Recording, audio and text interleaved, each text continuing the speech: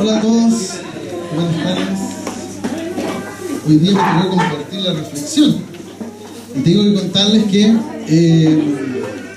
vamos a comenzar con un nuevo tema, ya que la semana pasada Víctor hizo una conclusión, digamos, de lo que se había estado hablando acerca de las características de Jesús. ¿Recuerdan? Bueno, hoy día ya empezamos septiembre, ¿verdad?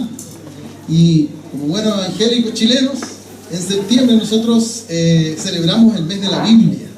¿Había escuchado hablar de eso? El mes de la Biblia. En septiembre celebramos el mes de la Biblia. Exacto. ¿Y qué se hace en las tiendas donde venden Biblia?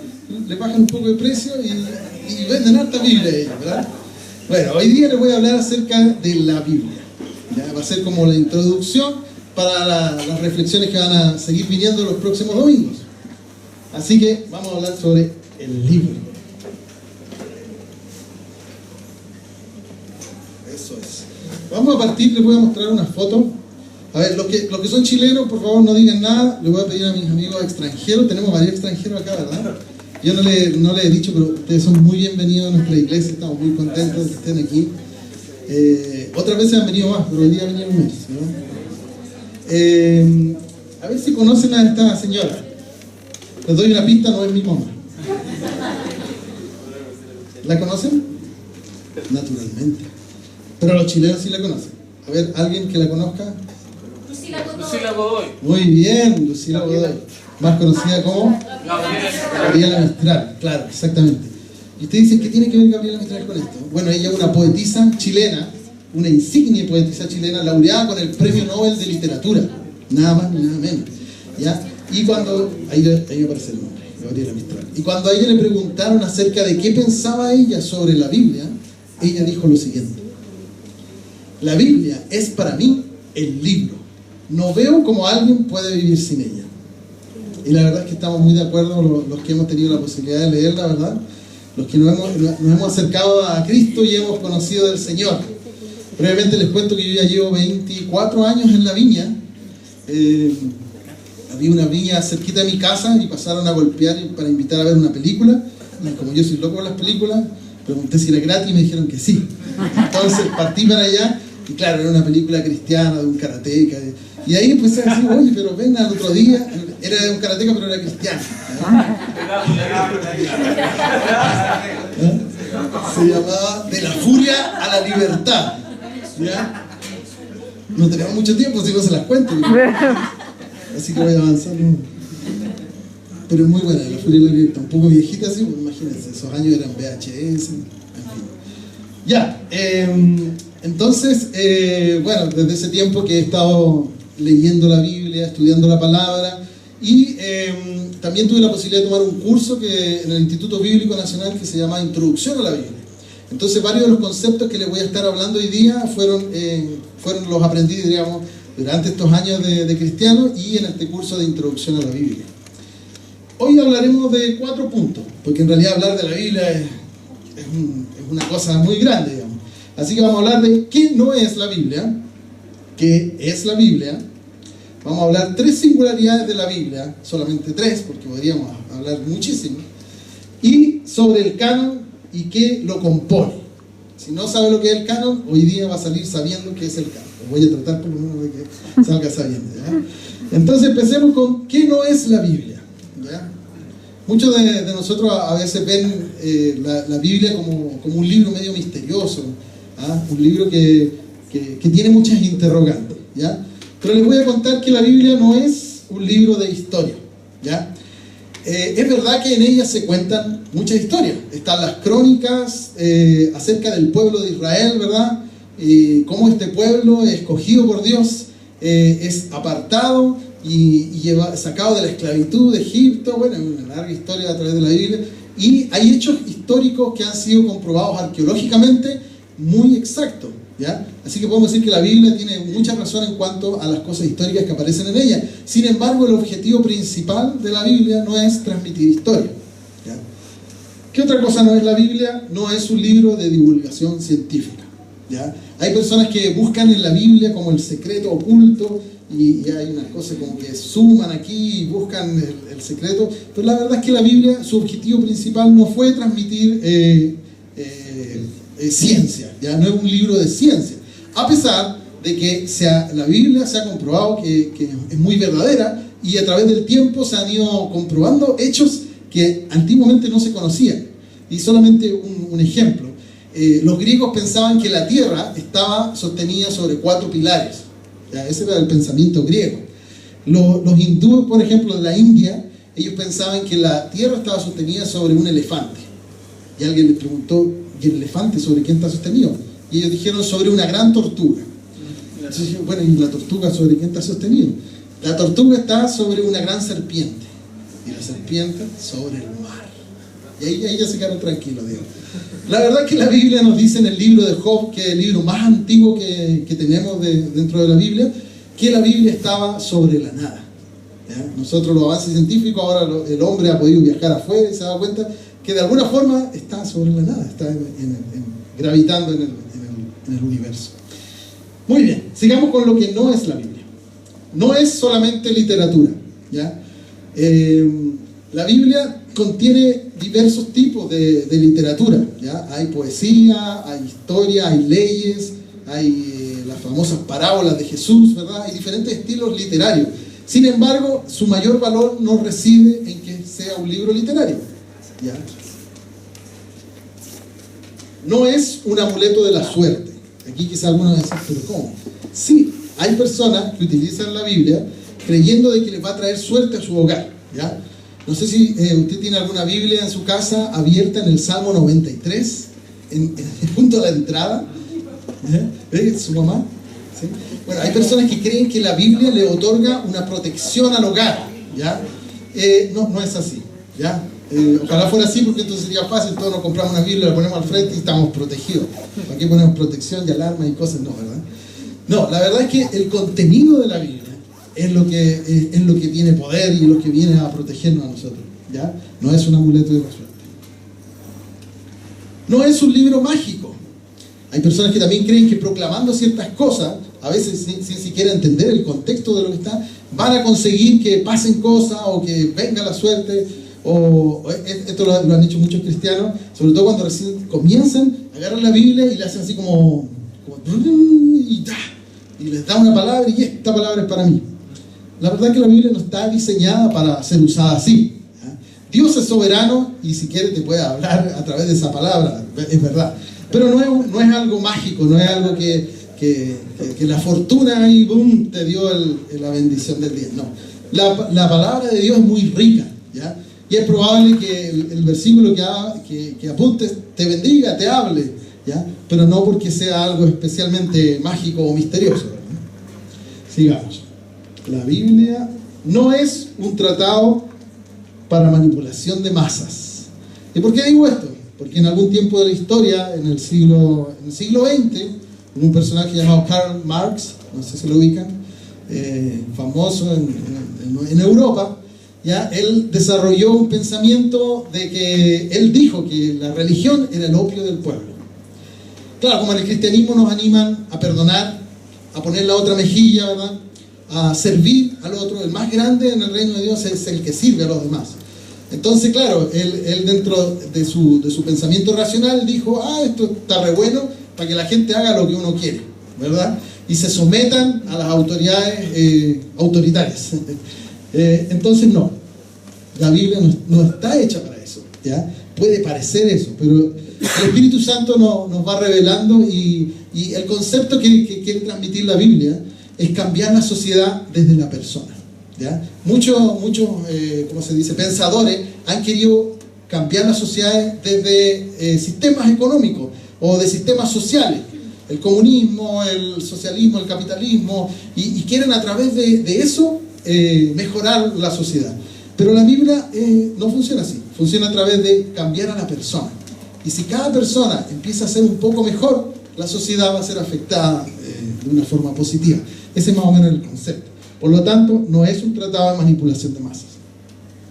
Ya, pasemos a ver qué sí es la Biblia entonces.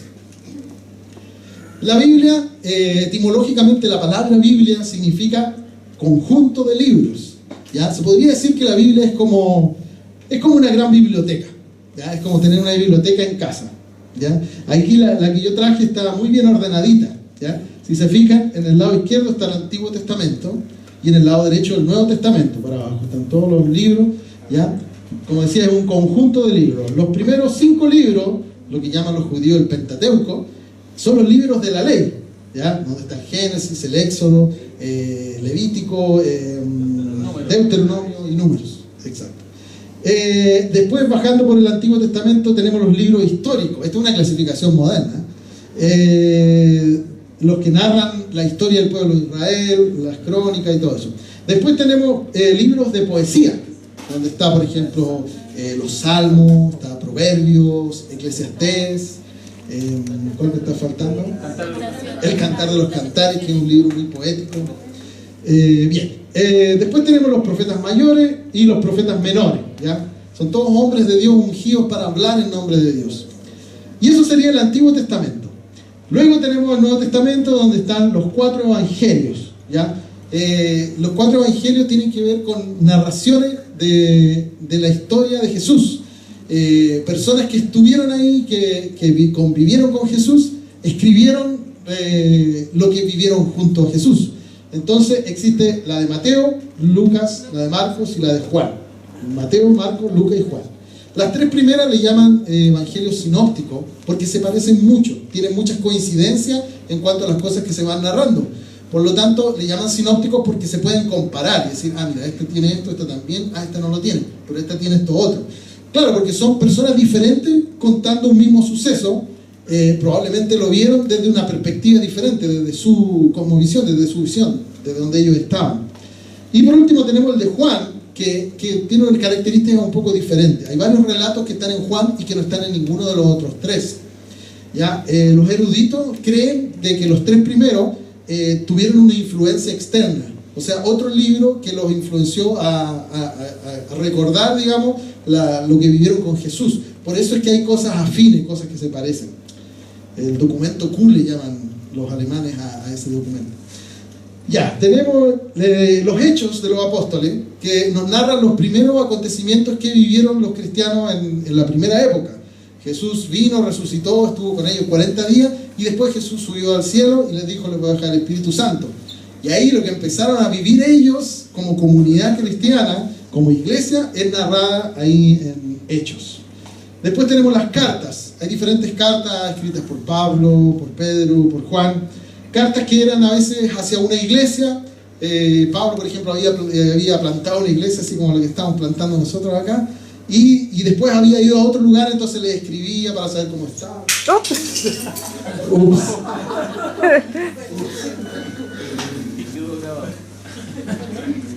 Vamos a armarlo a ver si sigue funcionando.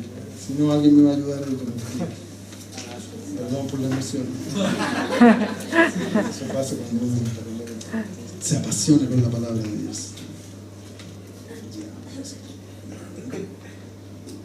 Sí.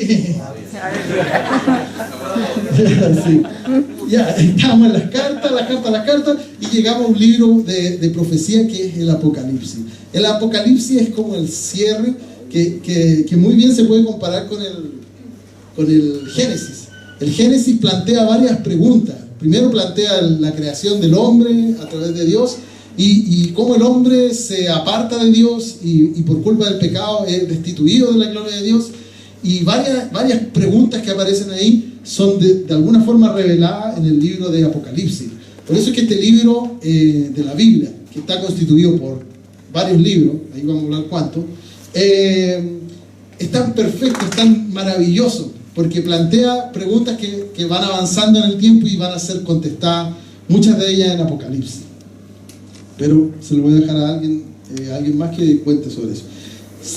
¿Qué es la Biblia? Es acerca de religión. Dijimos que no era un libro de historia, esencialmente, ni un libro de ciencia. Es un libro de religión. Y aquí muchos de repente se ponen medio, como que se le ponen los pelitos así, porque por algunos años nos han enseñado que la religión es como media mala, ¿ya? Quizás no ustedes, pero yo por lo menos tuve esa influencia, de decir, no hay que ser, la religión no es buena, ¿ya? La verdad es que la palabra religión viene de religar, o sea, volver a unir. La religión en sí no es mala, porque lo que pretende es volver a unir esta relación quebrada que perdimos en el Edén, el hombre se apartó de Dios y por lo tanto necesitamos volver a unirnos. Entonces la religión viene a buscar eso, ver de qué manera podemos volver a reunirnos con Dios, religarnos con Dios. Entonces este libro, la Biblia, habla acerca de religión. Ahora, la palabra religiosidad yo diría que tiene una connotación más negativa, porque la religiosidad es muchas veces hacer algo y muchas veces sin entender el por qué. ¿Por qué? Porque así lo hacían antes, porque me mandaron a hacerlo así. ¿Por qué? No sé, hay tantas reglas que han puesto la gente muy religiosa, pero que no tienen que ver con religión esencialmente, no con esta volver a unirnos con Dios.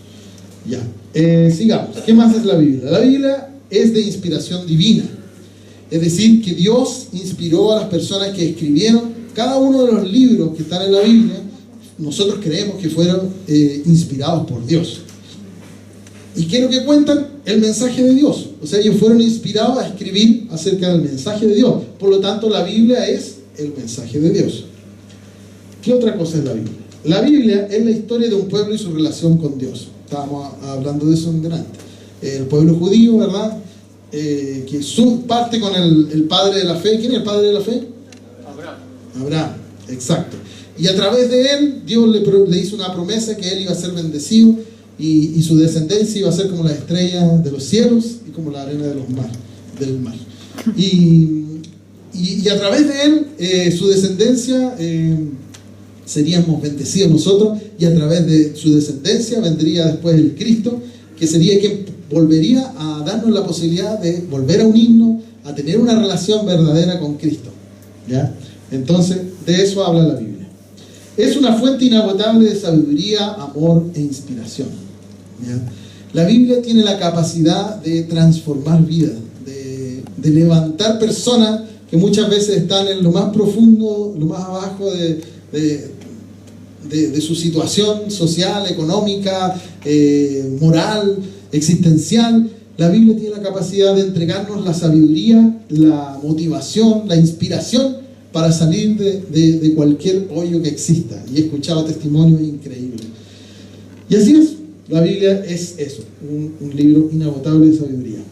Y además es el recipiente del plan de salvación para los hombres. O sea, lo que contiene la Biblia, en poquitas palabras, es el plan de salvación para el hombre, diseñado por Dios y enviado a nosotros a través de la inspiración divina. Ahora les voy a hablar de las singularidades de la Biblia, solamente 3, acerca de su origen. Singularidades que tienen que ver con el origen de la Biblia. Yo la verdad que me convertí a los 19 años y pasó mucho tiempo, mucha agua bajo el puente, hasta que yo recibiera una clase acerca del origen de la Biblia, de entender acerca de esto. Por eso para mí me pareció muy primordial compartirlo con ustedes, porque yo viví muchos años disfrutando de la palabra de Dios, amándola, viviéndola, pero sin saber de dónde había salido. ¿Ya? ¿Cuál fue su origen? Bueno, la Biblia fue escrita por muchas y diversas personas. Lo normal es que cuando se escribe un libro haya un autor. ¿Ya? A veces hay 2, a veces 3, 4. Cuando hacen una investigación, generalmente hay varias personas ahí. Sin embargo, la Biblia fue escrita por muchas más personas. Alguien podría decirme, pero la enciclopedia. Claro, la enciclopedia utilizan a varias personas, 40, 50 personas trabajando para una enciclopedia. Pero hay un editor. Hay una persona que une lo que cada uno de ellos dijo y le da sentido, ¿verdad? Así que la Biblia tiene una singularidad muy diferente. Fue escrita por aproximadamente 45 autores, entre ellos estadistas, sacerdotes, reyes, profetas, campesinos, eruditos, pescadores, poetas, filósofos, o sea, una variedad de personas de diferentes oficios. Algunos de ellos eran hombres de gran talento, como Moisés, como Salomón, como Daniel, gente preparada, como Pablo. Otros fueron hombres muy sencillos, sin estudio ni preparación, como Amós, como Pedro, como Juan.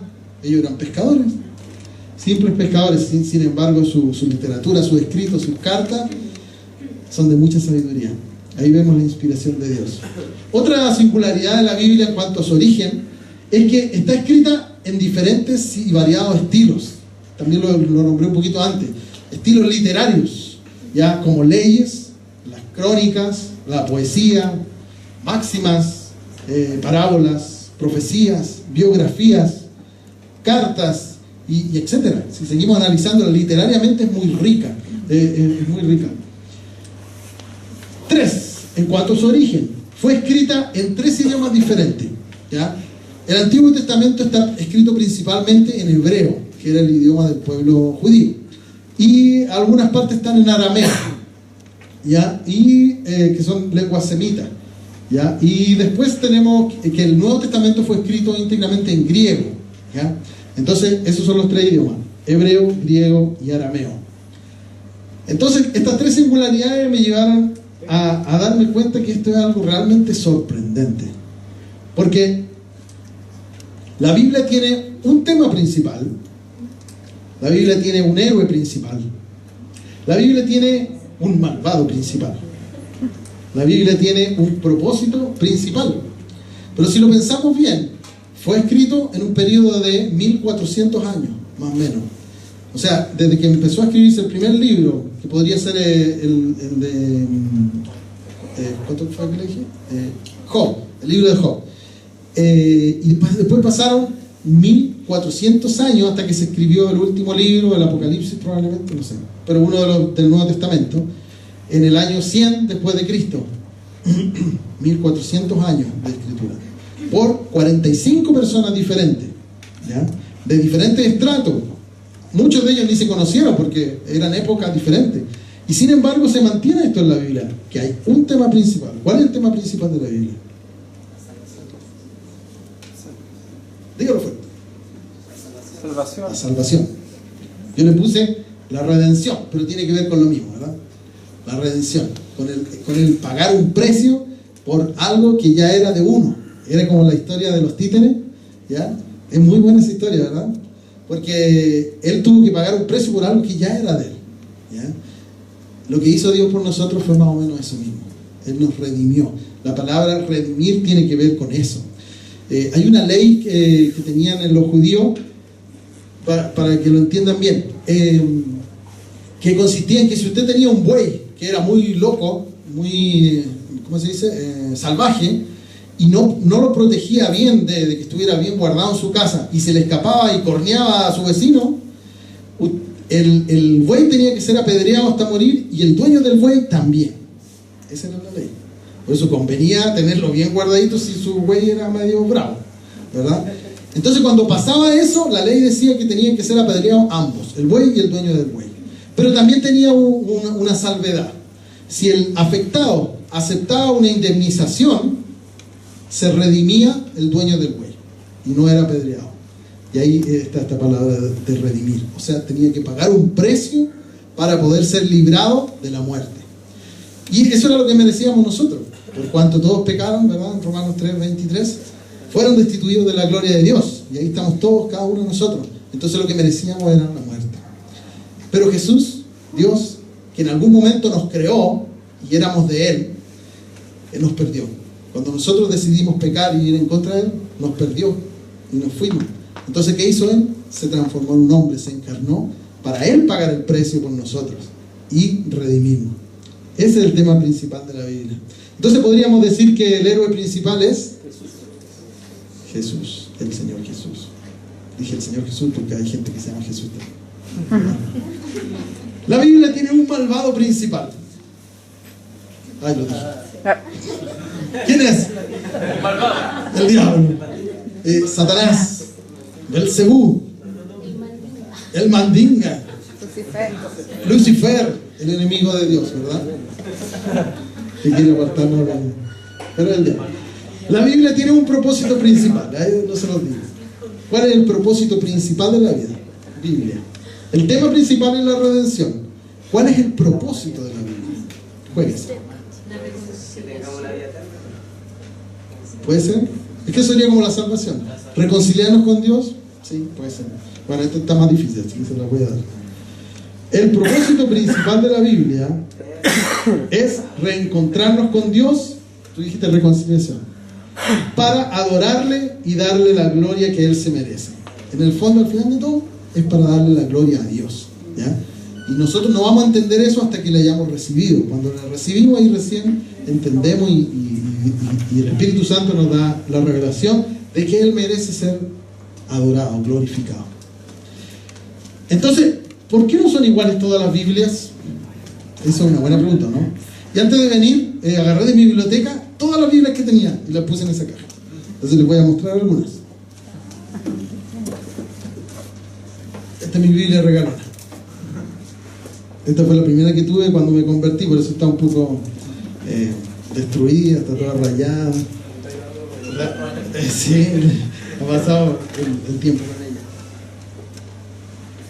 Esta es una Biblia ilustrada para niñas. ¿Ya? Es otro tipo de Biblia, ¿no? Con monitos y así se hace entretenida, la historia está más resumida para los niños.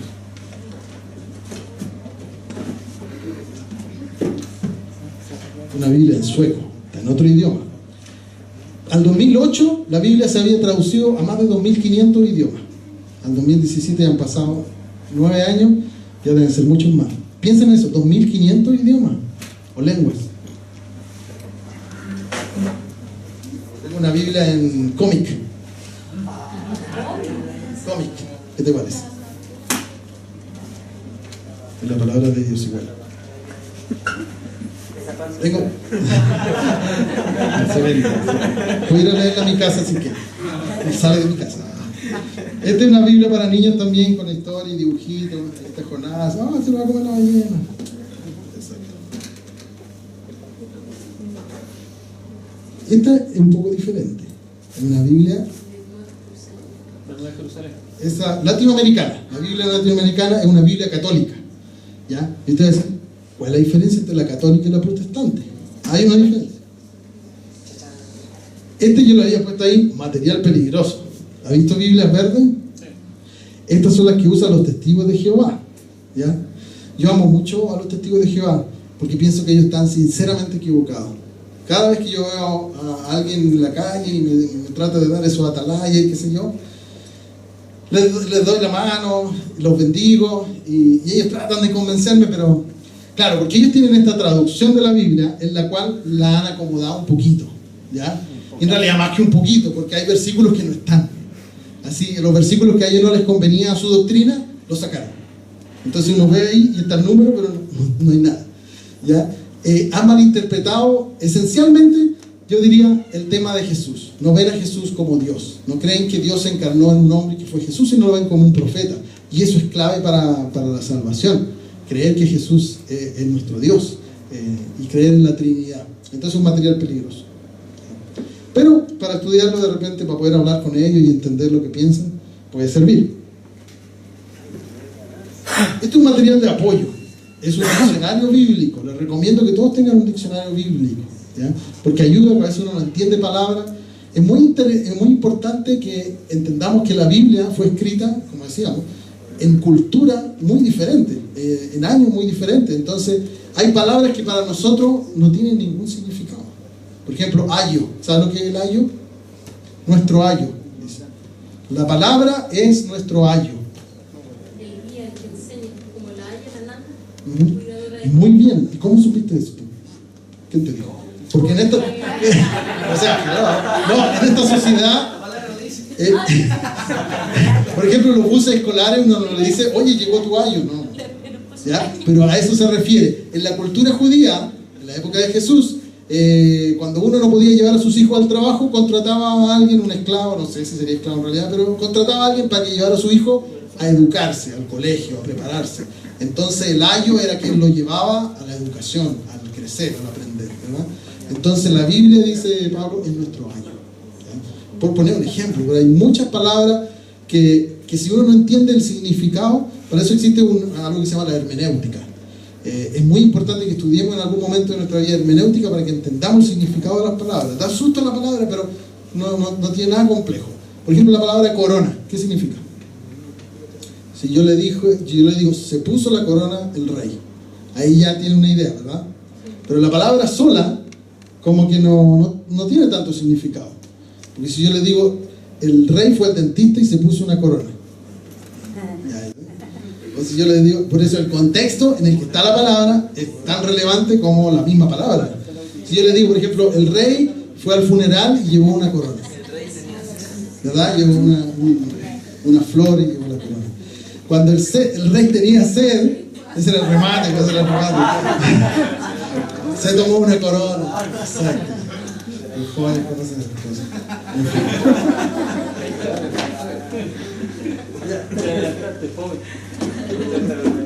Tengo varias más, pero esta es la última que les voy a mostrar. Es una Biblia interlineal, ¿ya? Esta Biblia me la regalaron. Las mejores cosas de la vida a uno se las regalan. El Señor es muy bueno. Y esta Biblia interlineal, ¿qué quiere decir? Que está el versículo y inmediatamente después del versículo está la explicación de las personas que invirtieron mucho tiempo, eruditos en la materia, creen que significa o interpretan acerca de qué significa ese versículo. Entonces, claro, uno se demora un montón de tiempo en leer una parte porque todo lo que está en rojo es una interpretación de lo que dice la palabra, ¿ya? Entonces esto ayuda mucho para aprender y estudiar y conocer la palabra de Dios. Entonces hay muchos tipos de Biblias, donde dejé una cosa. Ya. Pero hoy día les voy a hablar de otra cosa, porque estos son diferentes traducciones, ¿ya? Quizás alguien va a venir otro domingo de reflexión y le va a hablar más de las traducciones. Yo les voy a hablar acerca del canon. ¿Se acuerdan esa palabra que usé al principio? Bueno, siempre es difícil traducir un texto sin que pierda su fuerza. Los que saben inglés y español y a veces ven una película y de repente ven los subtítulos y dicen, él no dijo eso, ¿no? Porque le traducen otra cosa que significa a veces otra cosa. Entonces con esto pasa lo mismo. La Biblia fue escrita en hebreo y en un hebreo muy, muy antiguo, muy rudimentario. Era un hebreo que no usaba vocales, solamente usaban las consonantes. Por lo tanto, la persona que leía la Biblia tenía que ponerle las vocales en el momento en que la leía, ¿ya? Estamos hablando de 1400 años antes, no, 1000 años antes de Cristo, la época de Moisés, qué sé yo, todo ese hebreo estaba sin las vocales. Entonces después pasaron años, ya no eran los mismos que interpretaban eso, se habían muerto, otras generaciones dijeron pongámosle las vocales, ya, pongámosle las vocales. Y ahí se dieron los macetistas, creo que se llaman, los que le fueron poniendo las vocales a toda la Biblia. Entonces que se equivoquen en una u otra parte, el riesgo de esa traducción es grande. Tiene que haber habido inspiración divina también en los que la tradujeron. Los modismos, las diferencias culturales, lo que hablábamos, las diferencias sociales, son muchas las variables que considerar al momento de traducir los textos originales. Y por último, fuera de la traducción, está el tema de la selección de los libros que se incluirían en el canon o lista de libros. Porque dijimos que Biblia significa conjunto de libros. ¿Y por qué son esos libros y no otros? ¿Quién decidió que fueran esos libros y no otros? Es una pregunta importante, ¿verdad? Entonces, les voy a contar que esta lista, selección, canon o regla, porque la palabra canon significa como regla. Primero les voy a contar que tuvieron que hacer esto porque en el primer siglo empezó a salir mucha gente que empezó a escribir cosas. Empezó a decir, no, yo conocí a Jesús, vino a mi casa y hicimos esto y esto otro. Y empezaron a escribir cartas de Tomás y cartas no sé qué. Entonces hubo gente que empezó a hacer su propio canon y decir, esto es la palabra de Dios. Y muchos de ellos eran falsos, no eran verdaderos, no eran veraces. Entonces hubo la necesidad de hacer un canon verdadero, ¿ya? Y por eso es que se empezó a hacer una investigación, personas eruditas. El primer canon que se hizo fue el de la Septuaginta, ¿ya? Septuaginta, esta palabra tan complicada, significa 70, ¿ya? La Biblia de los 70. ¿Y por qué la Biblia de los 70? Porque en una ciudad que quedaba en Egipto, llamada Alejandría, el emperador Ptolomeo, que fue el mismo que creó, fue un descendiente del que creó esa biblioteca, era la biblioteca más espectacular que había en el mundo, era la biblioteca de Alejandría. Entonces Ptolomeo VI, el Ptolomeo primero el que la construyó, Ptolomeo VI, descendiente de Ptolomeo, mandó hacer una traducción de los escritos religiosos del pueblo hebreo. En Egipto había mucha movilidad en toda esa zona, entonces muchos hebreos habían ido a vivir a Egipto, entonces había muchos hebreos. Y este hombre, yo no sé si por vanidad, por querer tener en su biblioteca todos los libros más destacados de la historia, dijo, mandemos a hacer una traducción de los 70 libros. Ya. Entonces, ¿qué pasó? Esta traducción se llamó la Septuaginta, es una traducción en griego, porque eran griegos los que tenían dominio sobre esa zona, el griego koiné, estos textos hebreos y arameos. 250 años antes de Cristo fue esto, ¿ya? Posteriormente, el Concilio de Roma, ya lo que podríamos llamar la Iglesia Católica, en el año 382, tomó estos mismos textos, los analizó y llegó a la conclusión de que estaba muy bien hecho, de que realmente era lo que la palabra de Dios inspirada decía. Así que ellos decidieron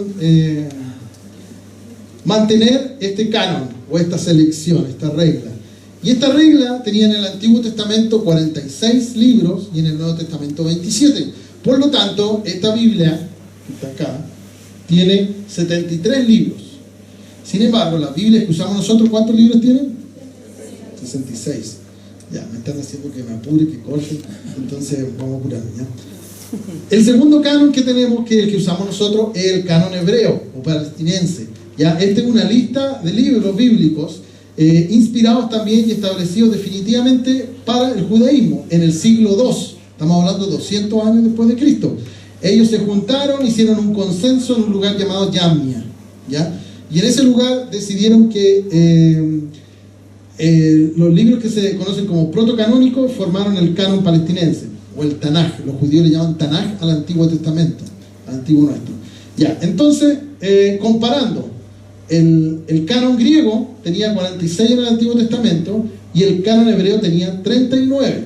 ¿Qué pasó ahí?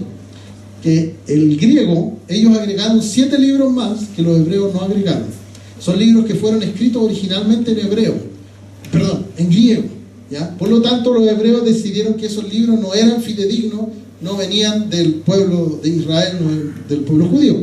¿Y qué pasó? Que nosotros, analizando esos libros, porque en primera instancia la primera traducción en español de la Biblia traía esos 7 libros, ¿ya? Biblias protestantes, estamos hablando de Reina Valera, las primeras traían esos 7 libros, pero analizándolos bien, mira ahí, mejor les voy a leer esos versículos porque son importantes. En 2 Timoteo 3:16 dice que toda la escritura es inspirada por Dios, eso lo creemos nosotros, y es útil para enseñar, para redarguir, para corregir, para instruir en justicia. Y en 2 de Pedro 1:21 dice, porque nunca la profecía fue traída por voluntad humana, sino que los santos hombres de Dios hablaron siendo inspirados por el Espíritu Santo. ¿Qué pasó? Que estos 7 libros que yo le hablaba, en los cuales está Judith, está los Tobías, los Macabeos, primera de Macabeo, segunda de Macabeo, bueno, son 7. Ese es el Tanaj. Así se veía el Antiguo Testamento nuestro en la época de Jesús, porque en la época de Jesús no estaba el Nuevo Testamento, porque el Nuevo Testamento habla de Jesús. Entonces el Tanaj se veía más o menos así, eran rollos, ¿ya? El Tanaj es el acrónimo de la Torá, que es la ley, la Nebim, que es profetas, y los Ketubim, que son los escritos. ¿Se acuerdan que delante yo les dije que la Biblia antigua estaba dividida en un montón de otras cosas? Esa es la división moderna. La división antigua era así. Ya, les he hablado de los libros apócrifos. Así se les llama a estos 7 libros que no fueron incluidos en la traducción hebrea o la Biblia protestante que usamos nosotros. ¿Y por qué? Porque respaldaban algunas doctrinas de la Iglesia Católica, pero que no aparecían en el resto de la Biblia, ¿ya? Ejemplo de esa doctrina, por ejemplo, la oración por los muertos, ¿ya? Peticiones a los santos en el cielo por sus oraciones, adoración a ángeles y ofrendas de limosna expiatorias por los pecados. Muchas de esas doctrinas aparecen en estos libros y de los cuales nosotros no estamos de acuerdo porque no aparecen en el resto de la Biblia ni tienen sentido con los demás. Pero sí tenemos que decir que algunas cosas son verdaderas y correctas en esos 7 libros, ¿ya? Por lo tanto, si usted tiene una Biblia como esta, no la bote ni la queme. Solamente tenga cuidado que si va a leer alguno de esos 7 libros, podemos decir que... Bueno, se me fue para atrás.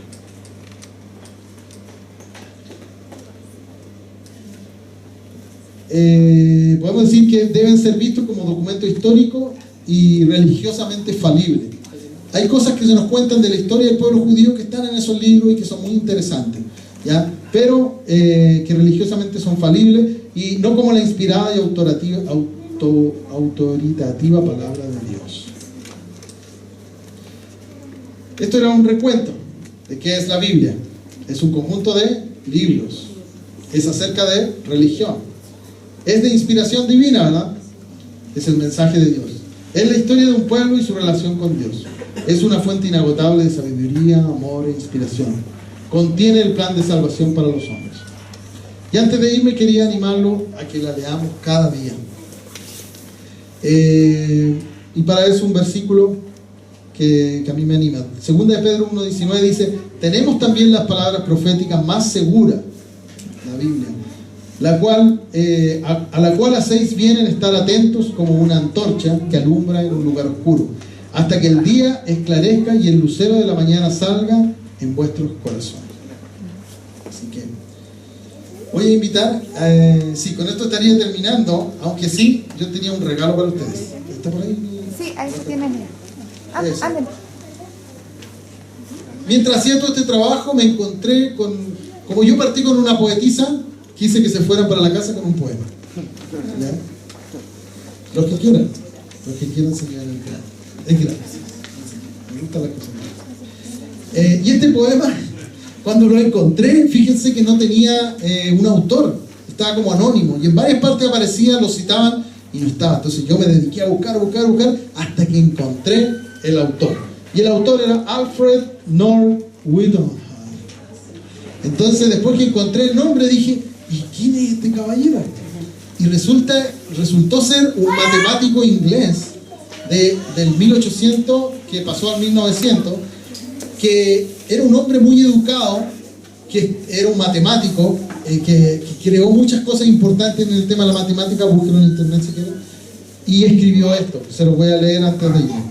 La Biblia contiene la mente de Dios, el estado del hombre, el camino de la salvación, la condenación de los pecadores y la felicidad de los creyentes. Sus doctrinas son santas y sus preceptos son determinantes. Sus historias son verdaderas y sus decisiones son inmutables. Léala para ser sabio, créala para estar protegido y practíquela para ser santo.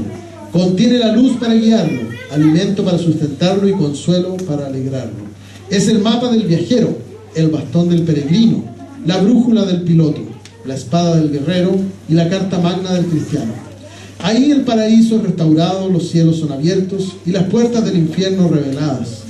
Cristo es su gran tema, su diseño nuestro bien y la gloria de Dios su fin. Debe llenar la memoria, controlar la mente y el corazón y guiar los pasos. Léala atentamente, frecuentemente y en oración. Es una mina de riqueza y un paraíso de gloria y un río de placer. Te es dada en la vida, te será abierta en el juicio y será recordada por siempre. Involucra la mayor responsabilidad, recompensa mayor el trabajo y condena a aquellos que menosprecian su contenido santo. Alfred North Whitehead.